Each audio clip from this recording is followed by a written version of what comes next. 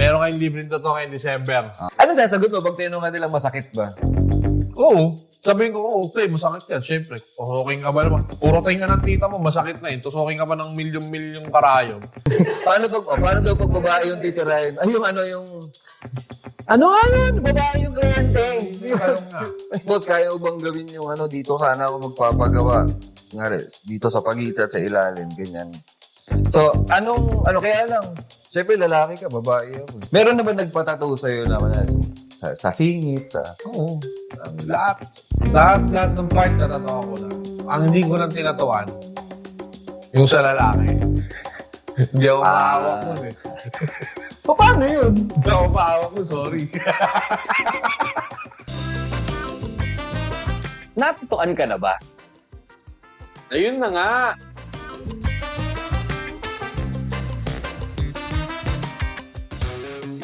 Natatuan ka na ba? Yun na nga. Again, ako si Rom. Welcome. Ako nga pala si Ryan Dante ng Blatter Status Studio. Siya pa rin si Rom. Hindi kailangan ko na magtayo ng shop para meron na rin ako sariling ipa-plug. Hindi hintay mo pag napagawa ko ng merch. Kung gusto niyo ng merch pala, mag-comment kayo para at least alam May na. pinaplano si Boss Rome na para sa inyong lahat. Oo naman. Magpapasko na daw kasi. Kaya... True. Ay, nga pala. Speaking of Pasko, di ba natanda ko yung pinag-usapan natin? May bala kaming gawin.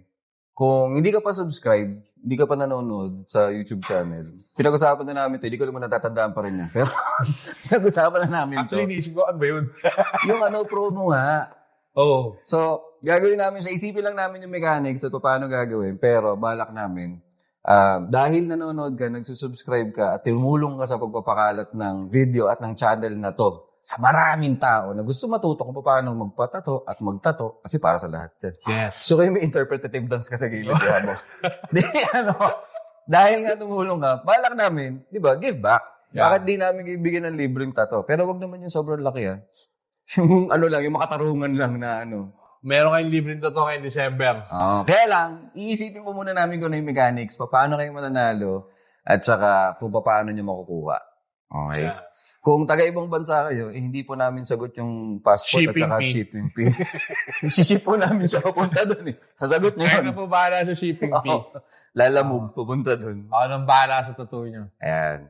So, pero isipin namin, announce namin sa inyo through our social media pages. Or nasa Facebook kami, nasa TikTok, nasa Instagram, tsaka doon sa YouTube channel kung nakasubscribe kayo. Magpo-post kami doon kung ano yung mechanics, paano ka mananalo, paano ka makakuha ng libreng tato.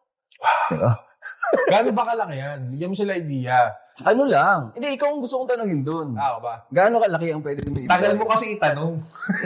Siyempre, kailangan may build up yun. Tagal. Kailangan may build up yun. O gaano kalaki ang pwede natin ibigay?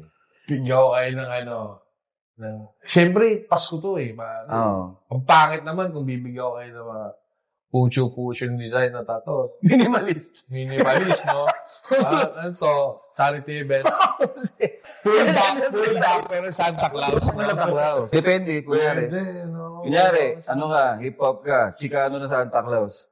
Dibonyong Santa Claus kaya. Mga ganon. Tapos, kunyari, Oriental na Santa Claus. Hindi si Grinch, ha? Ha? Hindi si Grinch, pero ibang demonyong Santa Claus naman. Mga ganon. Kunyari, Oni na Santa Claus. Ganun, pwede yun. Pwede, depende. So, pero hindi pa yung fix. Seriously, mga ganito. Half sleeve ka agad. Pwede. Yung open sleeve na half. Siyempre, pang natin yan. Para win-win situation. Pwede kong gamitin portfolio. Oo. Magiging portfolio ko yun. Yung gagawin ko sa inyo. Hindi basta itatato ko lang dahil sa trip nyo. Gagamitin ko yung design na gagawin natin sa mananalo. Isa lang to, di ba? Isa lang. Buti naman. 10. 10 sila. Sabay-sabay yung redeem. At ako mismo gagawa. Ako mismo kasi gagamitin natin sa portfolio yan sa mga clients din. Future clients. Tapos, after nun, pag finish na yun, yung habang yung proseso ng ginagawa, pati yung finish, popost natin yan sa social media pages. Documented yan. May voice over pa yun. Paano siya ginagawa? Ibo-voice over din kung ano yung reaction niya, kung maaari ba siya pag naka-voice over. Ayan na po, umiiyak na po siya. tumutulo na yung luha sa kaliwang mata. Ayan na po. Naabangan nyo yun. Pupost namin yung mechanics, paano kayo mananalo, paano kayo makakakuha ng libreng tattoo. Yeah. So, ayun. So yun, welcome sa isa na namang episode ng Tats and Tips. Andito pa rin, okay malilito. Andito pa rin kami sa Dalt Cellar. Nag-background namin ito yung stage nila. Para ma-familiar kayo dun sa ibang angulo ng bar. Para hindi naman yung puro bar lang yung nakikita nyo. Medyo delayed lang yung signal dito kaya minsan maputol-putol siya. Nagcha-choppy. Dalt Cellar sa number 2 Lilac Street sa Concepcion 1? 2? Concepcion 2. Concepcion 2 sa Lilac. So, sa mga nakapunta na sa Lilac, alam nyo to, ito yung nasa pinakadulo. Bago kayo kumaliwa sa General Ordonez. Kantong-kanto. General Ordonez. Lilac. Andun siya sa kanto. Kami sa kantong-kanto lang. Dalt Cellar. Kung napanood nyo yung isang episode namin, yung guest namin doon, si David Gloria ng Dalt Cellar. Siya yung may-ari nito. The owner. The beast. The beast. Full sleeve daw eh. Maangas yun eh. Yabang. First tattoo, full sleeve agad. Okay. Yabangan na makaagad. Hindi boss, full sleeve. Sabi sa parang gusto ko tuloy magpa-full sleeve. Hindi nga eh. Nahuhuli ko si Yabang. Oy boss David, kailan natin tatapusin yung tattoo mo? Tapusin na natin. Shout out. Bitin na ako dyan. Dito na lang eh, no? Scotty dito. Ayun nga pala. So, shout out. Oo nga pala. Salamat pala dun sa mga nagko-comment sa Facebook, sa TikTok, sa Instagram, pati sa YouTube channel namin. Sa mga nagko-comment na yan, na-appreciate po namin. Keep on interacting. Post lang kayo ng post doon. Wala naman po kayo masyadong censorship. Basta wag lang bastos. Shout out sa inyo lahat. Sa ninang ko, huwag na daw ako magpadagdag ng tato. Hindi pa katapos eh. Ninang naman mo. Hindi, tatapusin muna natin bago yung pagbawalan. Pinagalitan pa nga ako. Si Tita Lisa. Nasa may Tikaw Island. Sa may Masbate. Nakita niya yung post natin. Sabi niya, wrong spelling. Sorry na. Tita Lisa, sorry na. Yung sleeve eh. Sabay-sabay sila eh. Si J-Lo, tapos si Tita Lisa. Sabi ko, wrong spelling. Sabi ko sa iyo, kaya magdidikit sa akin. Maawa kayo sa akin. Oo nga eh. Pero to clarify lang, hindi po ako nakasalamin nun eh. Nung ginawa ko yun. Medyo malapit yung cellphone. Si David din.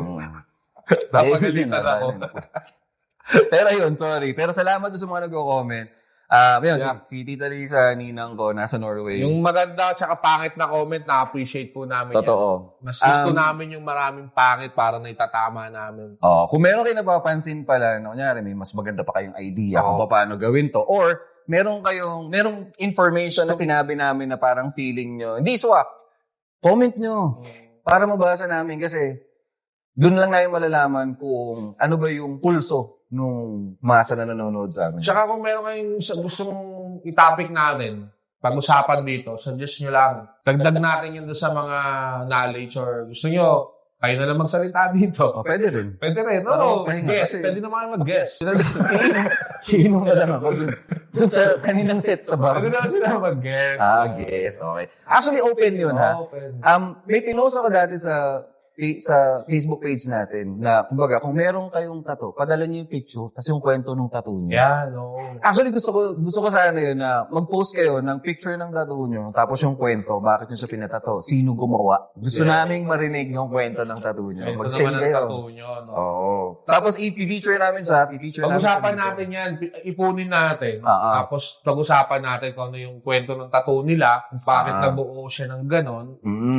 Ano yung pinaghugutan ng artist, paano niya nagawa yun. Totoo. Tapos kung may interesting facts regarding dun sa proseso nung pag-ganon, ilagay nyo rin dun. Tapos, mas maganda sana kung malink nyo yung profile ng artist or sabihin nyo kung ano yung pangalan ng artist, kung searchable naman sa Facebook or sa social media, para makredit din naman natin yung gawa nila.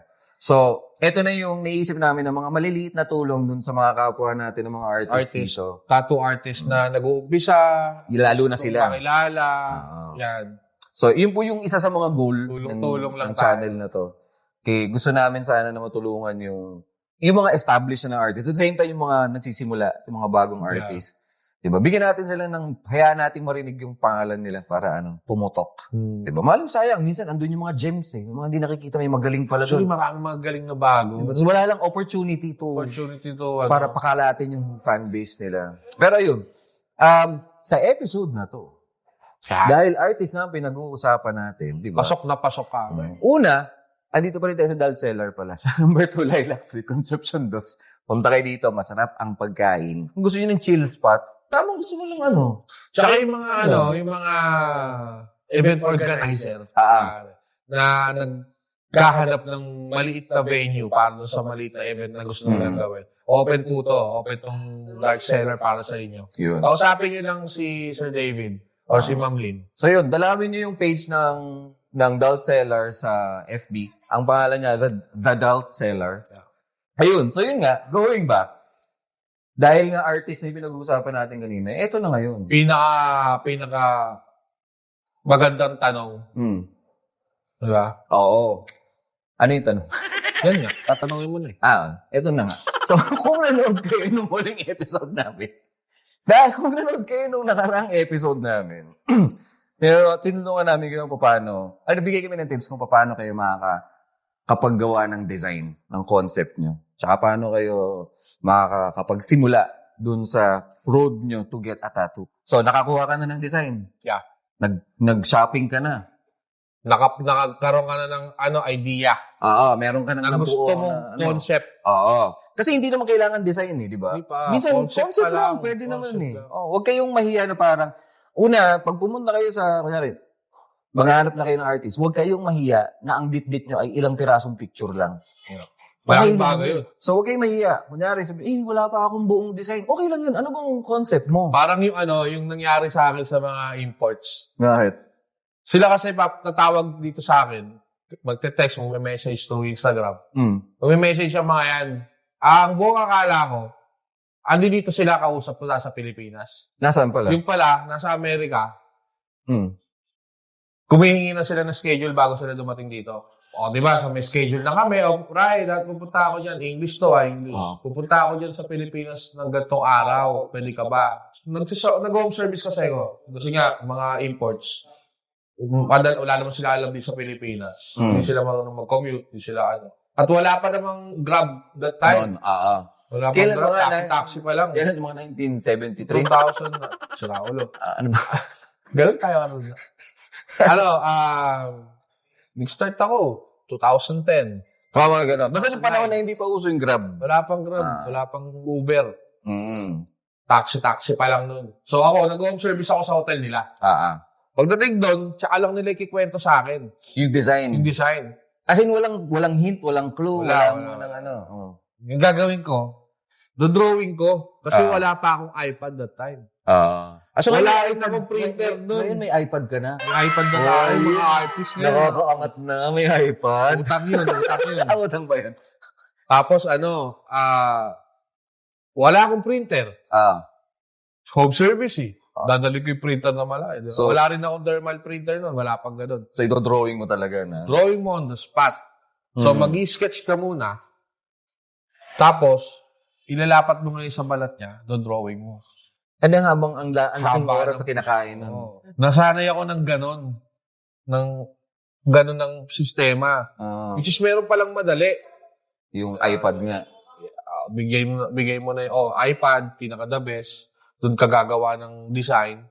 Kasi pag may pinarevise sila, madaling magpatong ulit, magbura, mag-adjust. Okay. Unlike yung drawing mo, pag may pina-adjust sila, may pinarevise sila na design, panibagong drawing ulit. Ang hirap pala, no? Kasi parang gulatan. Kung baga gagawin mo yung design right there and then nagkita kayo. Mas maganda sana kung nasabi nila yung una pa lang. Artist. Pupunta ako sa kanila, wala akong idea sa gagawin ko. So, dun pumapasok yung pagiging versatile ng isang artist. Na doesn't matter kung oriental yung pagagawa sa'yo. Or hindi. Kailangan ma-execute mo yung gusto nila. Kasi ang hirap nung time namin, wala nung mga tulad ngayon. Ngayon, ang dali na eh. Kahit on the spot, pwede kitang gawa ng design. Hindi mo na kailangang isipin. Kasi syempre, mga karamihan, di naman lahat. Kumbaga, may mga PBA player. Kaya nga sila basketball player. Kasi magaling sila sa reflex. Pero karamihan sa kanila, hindi ganun kataas yung artistry mind nila. Kasi hindi naman sila doon lakas. Kumbaga, hindi yun yung skill set nila. Hindi yung skill set. May kanya-kanya tayong talent di ba? So, mahina sila sa pag-analyze, pag-visualize ng mga design na pinikwento ko sa kanila. So, kailangan i-drawing mo na maayos yun. Kailangan mag-visual.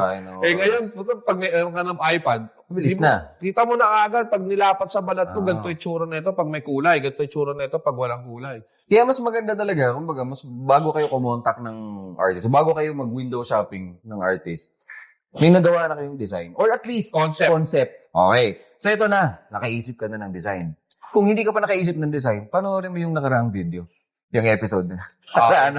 Panoorin mo. Andun yun. So meron ka ng design. Papaano ka ngayon maghahanap ng tamang artist para sa'yo? Yan. Okay. May concept ka na.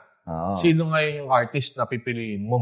Ano yung mga way para makahanap ka ng tamang artist para sa design niya? Unang tip namin sa inyo, mas maganda sana. Ito yung pinakamadali Siyempre, bukod sa ang misa kasi pinakamalapit, ang maganda talaga, tulad ng binanggit nga namin sa unang episode, mas maganda actually kung makakapunta kayo, mag-uusap kayo ng artist. Kasi para makita nyo yung pwesto, yung lugar, di ba? Maganda yung I feel safe dito sa lugar na to. Parang trip ko dito magpatato. So, ang una mong gagawin ay check nyo yung mga local artists sa paligid nyo. Kung saan kayo nakatira, malamang sa malamang. Kahit sa mga eskinita, sa mga bahay-bahay nila, may mga nagtatayo naman ng shop. Wala namang masama doon. Magtayo kayo ng shop sa bahay nyo. Mas maganda nga yun. Wala kayong binabayaran. Totoo. Ang susundin mo lang ay, di ba ngayon, sinasabi mo sa akin dati yung proper sanitation, yung procedures and gano'n. As long as okay yun, goods tayo doon. Walang problema dyan. Ngayon, matuto kayong makinig dun sa mga yung mga marites nyo na kapitbahay. Baka may nachichismis. Si ano nagtatattoo no? Ganyan. Pwede yun. Maraming artists. So, check nyo yung local artists nyo. Bakit? Una, syempre maganda yun. Natutulungan nyo yung local community ng artists nyo, di ba? Nakakatulong kayo sa kanila kasi nagdadrive kayo ng business. At the same time, kung maayos naman yung gawa nila sa inyo at nagustuhan mo, pwede mo i-promote. Paramihin mo, dapat ganun yung mentality ng tao. Ganun naman talaga. Ang nangyayari, syempre, human canvas nga lalakad yan Kahit hindi magsalita yan, na pinopromote niya yung tattoo na ginawa mo, nakakakuha ng attention yun. Totoo. Di ba? Totoo. So kung meron ka sarili mong signature, tulad nila Paul Booth, nila Guy Edison, nakita nila na, gawa ni Guy Edison. Gawa ni ni Peter to. Sakado na nagtatato, ganyan. Kasi ganito yung signature mo. Oo. Na-advertise Na-advertise na kaagad yun. Totoo. Ano kayo, isa kayong, parang naglalakad kayong billboard. Di ba? Kayo yung naglalakad na billboard. Advertising material kayo nung artist na yun. So, automatic yun. Always make sure na, kunyari, pag may nagtanong, okay, may magkwento. Kwento niyo yung tattoo nyo. Kasi, yung tattoo, na-appreciate yan, parang painting. Pero mas maganda yan kung yung tattoo na yan, nakikwento nyo dun sa mga nagtatanong. So, babalik nyo lagi doon sa artist. Kaya ano kang pinagawa to? Hindi, magaling, maganda, ganyan, whatever, kung ano yung feedback. Hindi naman lahat ng artist pages, merong rating system. Hindi naman tulad ng Google na may mga 3 stars, 5-star artist ka. Minsan yung feedback na nagagaling doon mismo sa mga ginawan. Recommendation. Yan. Recommendation. Pag nirecommend sa inyo yung artist na to, check nyo. Check nyo rin yung yung capability niya. Na hanggang saan ba siya? Kaya niya bang gawin yung gusto nyong gawin?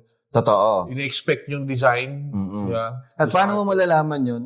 Katulad ng sabi nga namin doon sa last episode, alam ko na banggit na natin doon sa huling episode Check nyo yung social media page nila. Yeah. Warning lang, maging mapanuri kayo doon sa chinecheck nyo na social media page ng artist. Siguraduhin nyo na tama yung info, legit siya, artist talaga siya. Tapos yung gawa na is yun talaga yung mga gawa niya. So ayun, check mo yung local artist mo. Mag-check ka ng social media pages. Kasi may matitibo ka rin dyan. May makikita kang artist. Oo. Okay. Pero, huwag kayong basta-basta na yung pag may nakita kayo unang artist, ito na to, okay na to. Hindi, Ayun ayos to. Sinasabing sa inyo. Ang ganda pala mag-shoot dito, no? May lumalabas na pagkain. Ito yung isa sa mga sinasabi namin sa inyo last time na food trip na masarap dito. Solid to, boss. So, ito yung isa sa mga siniserve dito sa Doubt Cellar, yung nachos nila. Pero anong pangalan nito mismo? Okay, ang tawag dito? Wala, nachos. Pero ba yan? Solid, boss. Diba? Ano ba yun? Nakaka-distract yung nachos. So, yun na nga. Ano sabi ko kanina, Pag may nakita kayong unang artist, huwag muna kayo mag-settle doon. Tingin pa kayo ng iba. Dahan-dahan, siguraduhin niya na una legit na artist. Or make sure doon sa artist na kita nyo, make sure doon sa mga ginagawa nila. Na sa kanila talaga. Kung meron kayong gustong artist talaga, tanungin nyo kung nag-home service siya. May mga tattoo artist talaga na nag-home service. Yun yung way nila para mapapalapit dun sa mga clients. Business-wise, hanggat may nagtatanong ng services na meron ako, okay yun. Ibig sabihin, kumakalat na yung pangalan mo, nagkakaroon ka na ng, nagkakaroon ka na ng presence dun sa either pero sa yung home service nila na yan, tulad ko, may mga service charge yun. Minimal service charge kasi siyempre, babiyahe ka dadalhin niya yung buong shop doon sa bahay niya. Parang gano'n, di ba? Kailangan kompleto yun eh. Buong doon. Hindi naman libre ang pamasahe, hindi naman libre ang gas kung may sasakyan yung artist. Di ba? Tsaka yung oras, pagod. Imbis na aantay na lang kita dito sa shop, di ba? Biyahe ko eh. Oo. Diba? Set up pa. Set up pa lahat. At saka kung ano man yung makikita nyong proseso ng sanitization, ng paano mag-set up sa shop, ganun din yung gagawin dun sa bahay mo kung home service yan. Okay, so check nyo. Ang daming option, pero again, sinasabi namin, kausapin niyo yung artist nyo kasi mas maganda na marinig nila yung input nyo tapos makapagbigay din sila ng insight nila doon sa gagawin yung proseso. Magmula sa design hanggang sa kung paano gagawin. Yung balat mo kasi, gagawin namin canvas yan. So, meron kaming tulad namin mga artist, meron kami mga kanya-kanyang pananaw din sa kung paano namin i-execute yung gusto yung pyesa sa balat. Piliin nyo lang yun kung ano yung specialty. Kaya niya bang gawin to o hindi? Or mas makatarungan ba kung siya ang gagawa ng gusto nyo? Totoo. Yeah. At yan yung pangatlo naming tip. I-check nyo kung magmamatch nga ba yung artist na yun sa trip nyo, sa style nyo. Tsaka, ano yan, sabi mo kanina, yung kung kaya niyang palabasin yung vision mo dun sa concept mo na yun into a tangible design. Kasi, yun nga, sabi nga, paglalaruan niyo talaga yung balat mo, palalabasin dyan yung kung ano yung pinag-usapan niyo. Check niyo, magmamatch nga ba? Yung concept na gusto ko ganito, ito yung design na gusto ko. Gusto ko yung ganitong level ng artist ng whatever. Tapos ganitong presyo. Yun na yung third tip. Kung yung concept na gusto mo, nakikita mo dun sa mga gawa niya, mga profile niya, di ba? Yung concept na gusto mo, nakikita mo sa yun na kagad. So, isa na yun sa mga pwede mong i-consider. Consider As a finalist. Sa art na artist na pinagpipilian mo. Parang competition lang yun. So, para madali, hindi yung lahat iisa-isahin mo. Hindi, wag. So, pag nakuha mo na yun, kausapin mo si artist. Pag nabigay niya sa'yo yung gusto mo o nahanap mo question na ibigay niya sa'yo, consider mo ulit siya, lagay mo ulit sa list mo. So, may mga babagsak niya. Madali makapili through that. Nag-eliminate ka ng artist. 3 finalist na lang, di ba? Mga magkakahawak kami pa yan. Hawak kami pa yan. Sana ako mapili, sana ako mapili. Ganun pa talaga. Nakuha mo na yung, 3 na lang. Pricing naman. Kung sila lahat, pare-parehas na ganun yung concept na kaya nilang gawin. Tapos, nabibigyan nila ng katarungan doon sa klase ng balat na meron ka. Sa presyo naman, sino naman dito yung kaya mo? Kasi syempre, iba-iba yun. Yung presyo ng mura, iba yung quality nung sa presyo ng mahal. Kaya nga may presyo tong isang to eh. Yes, Kaya nga may presyo to, kasi ito yung kaya niyong gawin. Ito kaya medyo mababa to kasi ito pa lang yung nagagawa niya. Kaya, yung mga ganong artist. Kaya okay malito. Depende sa level din ng artist kung nasa na siya. Okay. Kaya nga yung sabi nila, magkano price nung ganito? Depende sa artist. Depende kung ano yung capable na gawin o kayang gawin ng artist para sa'yo. Hindi, pag sinabing depende sa artist, hindi yun yung trip lang nila. Meron mga gumagawa ng, sabihin na natin, realism. Yan yung mga uso ngayon, realism. May mga gumagawa ng realism, mura lang. May gumagawa ng realism na okay lang yung price. May gumagawa naman ng realism na, wow, mahal. Parang ginto. Diba? Pero, syempre, magkakaiba ng quality yon. Bakit mahal to? Bakit mura to? So, tatanungin mo sa sarili, parang habang naghahanap ka ng artist, tinitimbang mo yan. End of the day, kayo pa rin naman kasi masusunod dahil balat nyo yan. Di ba? Sarili niyo yan. Wala kaming alam dyan. Buhay mo yan. Buhay mo yan. Ikaw naman ang magdadala yan. Nautusan niyo lang naman kami magtato. Ano na yun eh, ang pangit yung pag kunyari, pa-cover up, pabura ka ng pabura. So, First timer. first time yun. Ano yung pangkaraniwang tinatanong mo sa artist? Ano magpapatanong? Masakit ba? Masakit ba? Masakit ba? Promise, walang mintis yun. Lagi yung unang tanong nila. Oo. Boss, magkano ang patato sa'yo? Masakit ba? Yan. Tapos pag nandun na, first timer, set up ka na. Nagsiset up ka na, di ba? Nagawa mo na lagay. Kasi ako normally, ilalagay ko muna yung stencil. Habang pinapatuyo ko yung stencil, nagsiset up na ako. So ngayon, pag first timer, unang gagawin nun, magsi-CR. Walang mintis yun. Lahat ng first timer nagsi-CR bago mag-start yung tatuan. Bakit nakakaihi ba yun? Hindi ko alam. Malalakas ang trip na lahat sila. Gano'n. Baka kinakabahan. Siyempre nakakaihi yun. First timer na, CR muna, boss. Game na ba? CR muna ako. Gagano. Ano sasagot mo pag tinanong nilang masakit ba? Oo. Sabihin ko, okay, masakit yan. Siyempre, tusokin ka ba naman? Kurotin ka ng tita mo, masakit na yun. Tusokin ka ba ng milyong-milyong karayom? So, siyempre, bivisualize nila yun, di ba? Napapansin ko dun sa mga, kunyari, ako meron na akong tato. Pupunta ngayon ako sa opisina, may kita nito, uy, may tato. Saan ka nagpagawa? Saan ka nagpagawa? Ay, ganito, kay ganyan. Yun yung unang tanong, saan ka nagpagawa? Kay ganito, ganyan. Masakit ba? Minsan naririnig ko, inahayaan ko lang sila nag-uusap eh. Naririnig ko sabihin, hindi, masakit. Ito yung habang nito, hayo. Masakit yan. Hindi, pero sa akin kasi, sinasabi ko kagad masakit, natakot ko na sila. Kapag nag-start na yung tattoo, alam na nila. Hindi, nag-overthink lang sila. Ayun na pala yung sakit. Akala ko ganito pa. So yung ina-expect nila, lampas. Dun sa mga, pwede. Ano pag babae yung nag-inquire sa'yo? Tapos, sa selang, Paano daw pag babae yung titirahin? Ay, ano nga yun? Babae yung kliyente. Boss, kaya mo bang gawin yung dito sana ako magpapagawa? Ngaris, dito sa pagitan, sa ilalim, ganyan. So, kaya lang, siyempre lalaki ka, babae ako. Tatanong. first timer, paano siya matakot? Oo. Anong sinasabi mo para hindi sila matakot, medyo maging kampante sila? Kasi siyempre, desidido na yun, magpapatato na yun, sa alam naman niyang lalaki ka.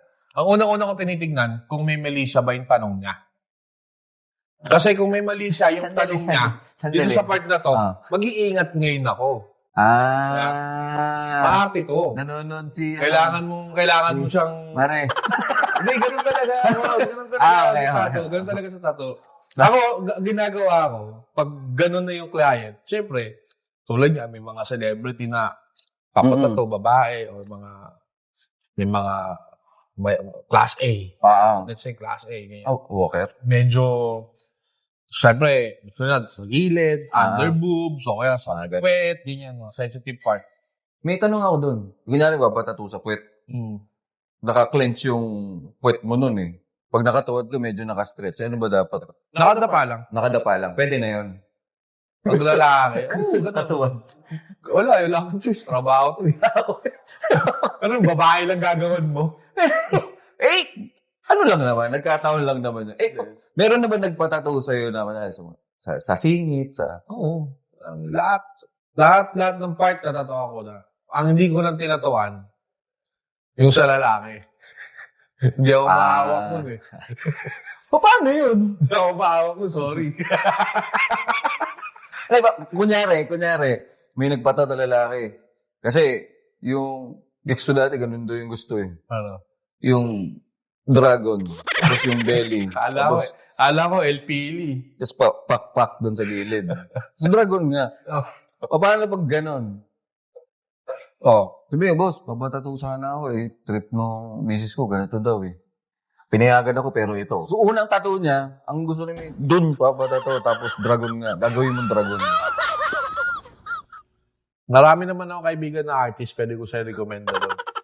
Meron na bang yung parang sensitive area, tapos biglang ang daming arte, yung parang nagdadalawang isip, ang daming condition. Oo. Kailangan nakapikit ka, gano'n. May nangyari yan. Kailangan ba sabihin yung pangalan? Hindi, wag na. Celebrity to. Bulong mo na. Babae. Ah. So, na-aksidente siya somewhere. Nagkaroon ng ano yung babae? Scar. Scar at nagkaroon ng trauma. Sa karayom, sa lahat ng tumutusok. Eh, gusto niyang patakpan yung scar na yon. Okay. Okay? Gusto niya mawala yung memory na yon para mawala na yung yung sa kung anong nangyari. Aksidente. Paano namin gagawin? Takot nga siya. Okay. Kumuha siya ng doktor, pinatulog siya, naka-oxygen, in-inject, pampatulog, tulog na tulog, tapos nilalagyan siya ng pampamanhid. So, nyari, ito yung surface. Ito yung surface. Ito yung gagawan mo. 4 na tusok yun para magmanhid yung itong surface na to. Doon ka lang pwede gumalaw. So, dapat di na siya lalaki doon. Kaya, Pero okay lang, yun natulog siya habang tinatatuan. Hindi siya gumagalaw. Wala siya nararamdaman, manhid eh. Wala namang... May oxygen naman siya. Naka-monitor yung doktor. Okay. Naka-monitor yung doktor habang nagtatatuan kami. Pero on a normal scenario, okay lang ba natulog yung tinatatuan? Naka-monitor siya sa oxygen. Hindi, kanyari, wala kang oxygen. Nakatulog lang siya habang tinatatuan mo. Okay lang yung ganun. Wala namang kaso yun. Nangyari. May mga tinatatuan talaga na hindi nagpapalagay ng papamanid, pero nakakatulog. Si Angel. May mga kaibigan na ako ganun. Si Angel. Kuya Angel, yung matandang Angel. Shoutout nga pala sa'yo, Kuya Angel. Lingat. Dito natatatuan. Taka ganun, no? So, iba-iba yung requests din ng mga customers. Iba-iba din yung mga kayang gawin ng mga artists. Kaya, yan. May napili na kayong artist, di ba? May napili na kayong usap na lang kayo sa price. Nagkasundo na kayo. Kung gusto nyo pumunta kahit malayo yan, ako pinupuntahan na mga taga Laguna, taga... Kung tsaka kung kaya naman na mag-home service eh. Tapos yung mga hindi kaya mag-home service, yun. Napapag-usapan naman yan. Ako, tulad ko, may mga artist kasi na hindi na nila sinisingil yung service fee. Bait naman nun. Kasi malaki yung gagawin. Kunyari, 3 days. Okay. Ang ginawa sa akin ni Marcus Blakely nun, dahil 3 days yung session namin, full sleeve. Sa legs. Sa legs. Black and gray. Kinuha niya ako ng hotel. Doon ako natutulog sa hotel. Pupunta na lang siya doon sa room ko. Kung halimbawa, nagkaroon kayo ng conversation, nagkaroon kayo ng kasunduan, hindi naman siya ganun kamahal, hindi rin siya ganun kamura. Yung mga ganun mga artist eh. Pero masaya ka naman sa quality. Pero yung quality, standard, ayos. Yung mga tao nagpapatato ng mura, sila yung napapamahal. Pagtapos, di ka mag-e-enjoy. Diba? Di ka masasatisfied. So ngayon, papakover up mo. Marami nang pumunta sa iyo na gano'n. Dami. Kaya nga, isa yun sa mga naging basis ko para buuin tong natin. Para mapa-oo ko dito sa touch and tips na to. Kasi marami kong mga naging client na gano'n. Hindi sila aware na papatato ka ng mura, tapos ano mangyayari? Hindi ka masasatisfied, di papakover up mo. Pag pinakover up mo, mas mahal. Di ba? Parang pinilit ka namin dito. Hindi naman. Yung mga lang, kumbaga, nagpa-push sa akin para ituloy na. Kasi tagal natin, di ba? Tagal na ito. Actually, yung taon na to. Yung taon natin pinagplanuhan to. Hindi matuloy-tuloy. Pero yun, yun nga, isa sa mga, hindi lang naman to para dun sa mga nagpapatato. Para din to dun sa mga nagtatato. Meron tayong mga i-interviewin na mga veteranong tattoo artist. Doon sa mga baguhan ngayon, meron tayong mga, abangan nyo yun, mga veteran tattoo artist na may naambag na sa industriya. Malaki ang naambag. Ang kukunin natin sa kanila ngayon yung mga bagay na sila lang yung nakakaalam. Hindi nila masyadong binabahagi sa iba. Kasi iba, kumbaga, ito na yung tulong din nila dun sa industriya. Sana, may natutunan kayo, may na-pick up kayo doon. Abangan nyo yung susunod na episode. Kasi tutuluan naman namin kayo kung anong nangyayari sa proseso pag nandun ka na sa shop. Ay, studio pala. Sorry, studio. Pag nasa studio ka na. Okay? So, yun yung susunod namin na episode. Abangan nyo. Pagkatapos nitong series na to, malamang makakapagpatato ka na ng confident ka, nang hindi ka nangangamba, hindi ka natatanga-tanga. Kung hindi ka pa nakakakuha ng design, panoorin mo yung nakaraang episode tungkol sa paggawa ng design.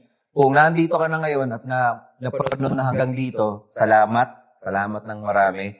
Pagpalain ka sana. Ang bait mo. Thank you. Pero dahil mabait ka, mag-subscribe ka na, mag-like ka na, follow mo na yung channel, pati yung mga social media pages namin. Tapos pakalat mo na yung balita na mayroong ganito. Si ako si Rom. Ako pala si Ryan dati ng Bloodline Stand Studio.